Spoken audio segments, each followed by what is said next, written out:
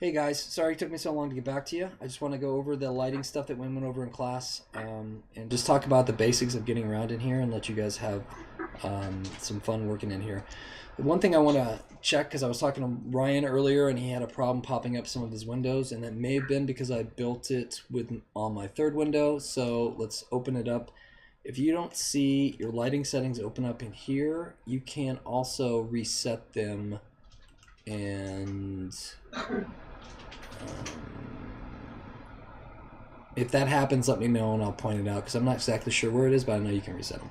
I'm pretty sure. Anyway, I'll figure it out. I should have probably figured it out before I start recording, but that's me.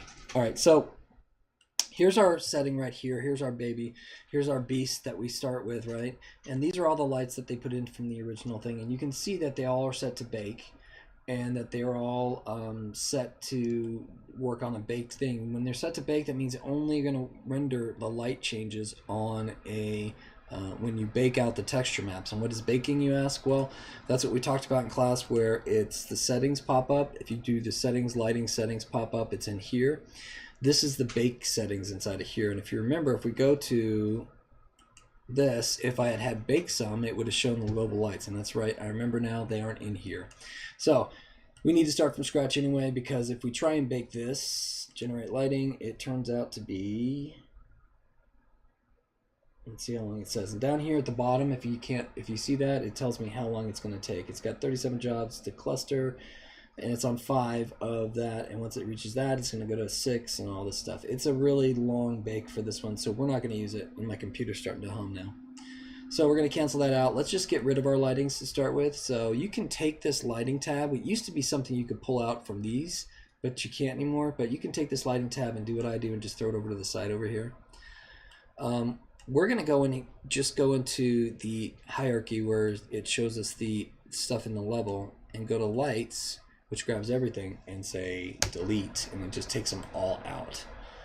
So the other thing to make baked lighting work is you need to set up your geometry to be ready for baked. And to do that, all you have to do is select any piece of geometry. In this case, they're just called chunks because they're the ground. You select any piece of geometry, and if I show you which ones I'm selecting here, you can turn on the outline, selection outline, so you can see that if you didn't notice. It'll tell you what you're selecting. And anytime I select one of these, over in the inspector, in fact, what I'll do is move this lighting over here in the tab until I need it. So it's just a tab for inspector and tab for lighting. But you'll see it has this checkbox static. And it's funny because I was working in it before, and I forgot about that when I came back and worked in it, and I was like, why is it not baking? But that's it. You just have to make sure these are checked if you want to bake them and unchecked if you don't want to bake them. So for us, we're going to grab all of these ground planes like that, just selecting them all in baked terrain, and uncheck that box. Okay. The other thing we have to do is in the lighting tab that I put over here, we need to turn on real-time global illumination if we don't want it baked. We can take off the baked if you want, and we can put on real-time global illumination. Now the only lights that are in here right now still are the skylights, and if we pull back out, we'll see there's 2 right here, and they're 2 directional lights. One, if you remember, directional lights only go in one direction, and the only way to get them to change is by rotating them, and you can't actually move them. It doesn't matter. So I can change this to real time just so it's always real time, and that's my backlighting, or that's my main light, I guess. So if I rotate it, you should see some changes in lighting just like that. Okay. And it lights up everything differently, and it's supposed to be a generic fill kind of light, or the light of the sun direction. So if I change this to yellow or whatever, it'll be up in here. Now it's all green. We can see more greens, blue, because it's a nighttime. It turns it more to aqua and all the blue and green colors we have. And the purple is a different world. Okay. So I'm going to pull it up here, and I'm going to make it a little brighter so we can see it. And then one of the things it doesn't have is it's set to real time, and it has soft shadows. The shadows aren't very strong. I'm going to turn them up a lot and see if I can see. Now these shadows are showing up a little bit better. You can see they're just fading in and out.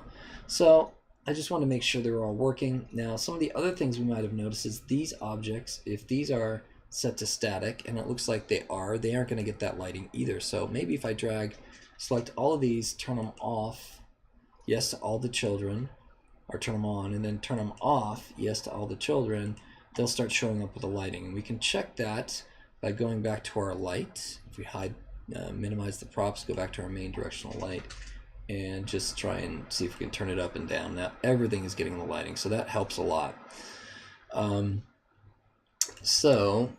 I guess before some of the stuff was getting lighting that way and some of it wasn't. So now whenever I put a light down, since I've set my objects to not have a static and to not be set to baked global but only to real-time illumination, then it's going to light when I put stuff in there.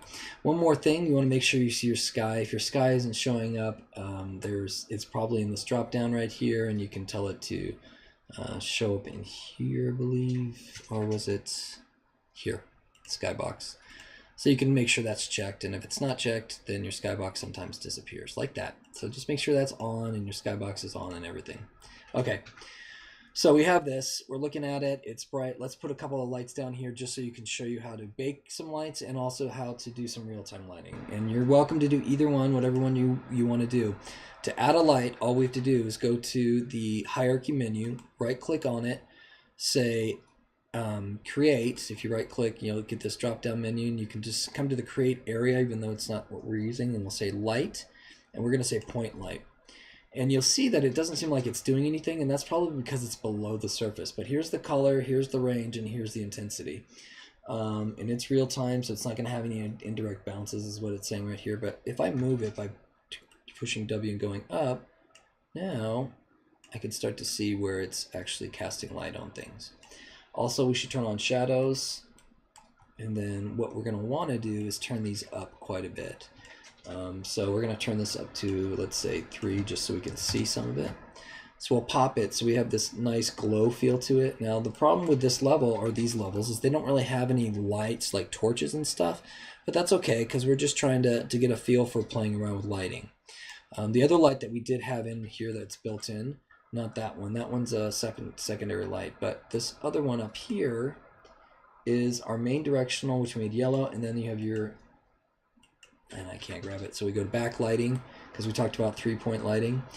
And if you turn up the intensity of that, you'll see now we're getting this nice hue of blue over the top of it. I'm just going to leave it a little high to get an idea. I don't know if I really like that. I'm going to push it to a more blue. Something really deep like that. And that way when I push it up, I'll get more color than actual brightness if I can get it to work. So I'll get color more before I get brightness. So this one is pointing in this direction. So it's going down. The light is coming from the sunlight up here. And this one is your backlight, and it's coming kind of from the opposite direction. I actually like to do it a little bit differently. So if this one is, if my sun is pointing that way, I'm going to want to take the backlight and kind of rotate it so it's opposite. So it's like that. That way, my key light can be a little bit more like this. You can see it making the light change, reflection there. And I go back to front. And look at this, not maybe too much, so I'm gonna tilt it like this a little bit more. And you should see your shadows get longer and stuff like that. And now when I do that fill light, I'm gonna have the lights coming from this direction. As I get closer, they'll show up the shadows. But the key, or the fill light, or the rim light, I'm sorry, the rim light is coming from the opposite direction, so I get that blue. And if I make this a little bit stronger yellow, and maybe I'm going to make it orange. I know it's a nighttime scene, but we can change that too, and we'll do that in a second. Now I've got blue and orange. That's not horrible, but it's really saturated. But it is a cartoon game, so we have that. Now, if you look at your white light on the ground there, it's going to add to what we have and it's not going to be pure white anymore because I have so much saturation in the other stuff. So let's come back and get some more subtlety in our stuff. We'll pull this back closer to white, and we'll take this blue, this backlight, and pull this back closer to white. Oops, if I can grab it there. Come on, fingers. How you doing? Thank you. And now our white is more correct white if we looked at it without the textures on. So all right, so now we have this light. If you want to copy a light, we can set this up and we can change this. Let's do purple, I think is what I did in class, just to give it some color. Just remember that what you're seeing here is not renderable. When you're in game, it's not going to work. It's not to be shown, it's just to make light. So we can turn this up pretty strong here, get a really bright color. Then we can copy this light, and my problem is I made it when it was inside of this bake train. If you want to take something out of a sub-object like this or a prefab, you just have to drag it out of the prefab like that, and now it's outside of it, and close this back up. All right, that reminds me, we should probably make a prefab, or we should make a container, an empty container for the point light. So I'm just going to go right click on here, empty container, and now I've got a game light inside of our game objects, which we'll call lights. If you click on it twice, one slow, it's actually, the point lights has the lights inside of it. Well, we want to take that up, and when you see it go to that line like that, that means it's outside of it, and now you can take the point light and drag it into there. So now we have point lights that I can open and close. We'll call this one purple light, just so we have a color, since I'm doing such bright colors, purple. Okay, and then we can just Control D after when we have it selected. Control D will duplicate it for that. And we're going to take this purple and we'll make it, let's say, red. And then we'll come over here, delete that so we don't have the messy extra numbers. You always want to try and clean up your stuff as you go. I'm going to move it over here so we can see how the color changes. So I'm going to change it to something like red. And those are two pretty close colors, so I want to do something completely different. And I'm going to take that one and Control D, and this time I will say, let's say green. And then come over to the end and say this off. A lot of code, and the reason I tell you to clean up your naming is because a lot of code actually looks at the name of the object. And if you have zero, if you have the brackets in one or an extra space, code will find it and not understand what you want, or won't find it when you're looking for the right one. So obviously we probably want to make this one green. I'm going to put a green one there. Okay, so we look at these. One of the great things about Unity is I can grab all of these lights like this, and you'll look over here and it won't show exactly the same thing all the way around. Like the color has a dash in it means that they're different, but the other stuff is the same. Since I duplicated them, I know they're the same. So I can turn down the intensity of all of them to get a little bit more subtle, and then I can probably push up the range so they have a little bit more overblowing color laying over each other. And then maybe I'll put another one here just to make it a little bit more yellow in some places too. So Control D, take this one, and you'll notice that when I double it, it just doubles the light and it's on top of each other. So yellow, and I'll change that, and then I'll move it like this, and then I'll change this to yellow. And obviously it's really bright right now, but we're doing it for the class purposes, not because of that's the way it should be. And again, this is a cartoony game, so these colors don't seem crazy. This one I think is not red enough. Let me push some red into him so we get that real change and see if I... Red sometimes, in some colors you'll find that need to be a little bit brighter, and it's really interesting how it doesn't pop here. These two don't pop here because it's against the green, and the green and red, if you don't know, make brown, which gets it kind of muddy. So, but the green pops and the yellow pops, go figure. Okay, so I'm going to look at these, and there's a lot of lights casting lots of shadows and stuff, and it's really messy. And what you can do is just turn these shadows way down if we grab them all. So let me grab them all again. I'm going to grab all of them real quick. I'm going to turn these shadows strengths down. So I still get, you know, a hint of a shadow, but they aren't all fighting with the key shadow from the world and the other shadows and with each other. So that's, if you want to make it real-time lighting, that's all you really have to do, is you just have to throw it in there and build your lights. This is how you're going to do some of the stuff we do. We're going to talk about, if you watch the Brackeys video, then you're going to see some of the stuff we'll repeat this week, but on Wednesday.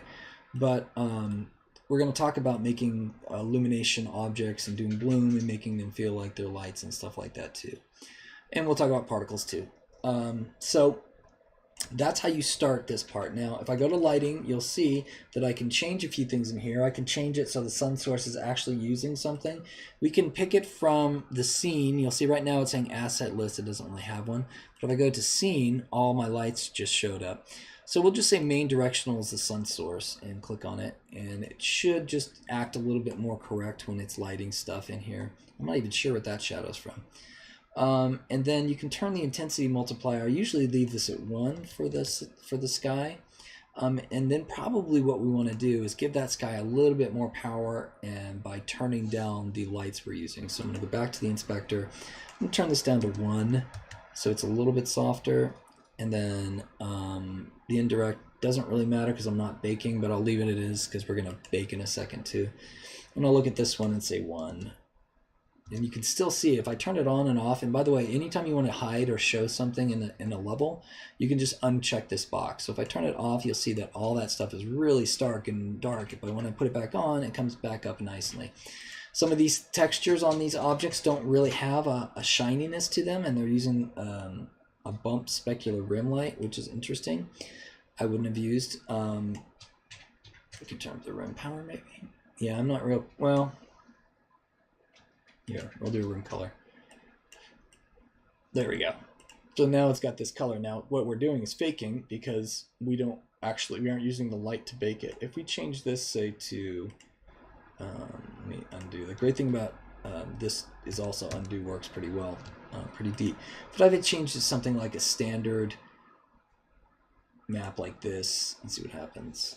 Now we're going to start to see the lights from the blue highlighting here and here. And I can turn it up so they'll highlight more specifically, and I can turn this up so they're more like metal or whatever. But I'm not going to do that for now, and I kind of digressed. So let's take a look at this. So now you know how to bake, or how you put basic lights in here. And there's a lot of other little tricky things you can do. You can make spotlights and stuff like that we talked about. But let's talk about baking this. How would I go about baking this? Well, the first thing you have to do, and this is the one that if you forget, you're going to be like, why isn't it working? Why isn't it working? Is you have to grab all your props and all your terrain in this case. And the great thing about folders is you grab everything at once and just turn this from static and say yes to change to the children, all to static. So now they're all static. So these lights also, all the lights in this thing, let me hide these back up here. Since we turned them back to real time, we need to revert them back to something else. And we can either tell it to be real time, or we can say mixed, which means it uses both, or we can say baked. So let's do baked at first. And right now, it won't show much of a change until we bake because it's just going to pretend they're still working. And then I'll come up to the skylights and make sure they are set to baked as well. So we have that. I love how this water, it's all, this is all a map, a material thing, by the way, how it moves like that. It's not actually moving the object, or it's done with normals on an object. Anyway, so all we have to do now that we have those baked, those are set to, the objects are all set to static. We can check and apply. I don't think we have to apply. Yeah, they're all static. The lighting is all set to bake, and we come back to lighting, and we have to turn off the real-time global lighting and turn on the baked global lighting. Now we only have 5 lights if you count that one up there, which is buried somewhere else. But we have the 6 lights. So the 2 at the top and then these 4 I just placed. So hopefully it doesn't get too bad. I don't like Enlighten. I like Progressive. And it's not going to do anything. What you could do if you know it's not much that you're going to be dancing with is you could turn this auto generate on. And it will always calculate the baking stuff as it goes through. So here it goes. I went to dark, and it says it's an hour. Just remember that it lies. You can see the resolution set to 1024, and the great thing about this is it will bake it as we look at it. This is a really small level, but if we were really focused in, you would see it baking certain areas and skipping over others. And if you can hear my computer revving up, now it's down to 30. It's halfway there. So like that, and we can come in here and say down here, don't show these. Is that the wrong one? Here. I think it's actually leave that on, but you can just turn off the icons for now if you want, so you can see them without the annoyance. We could also turn off that highlight like that. Now I don't think we set this to have baked lighting, so that could be a problem. The great thing about working in here while we're doing it is I can keep editing, and every time I make an edit, it's going to change it.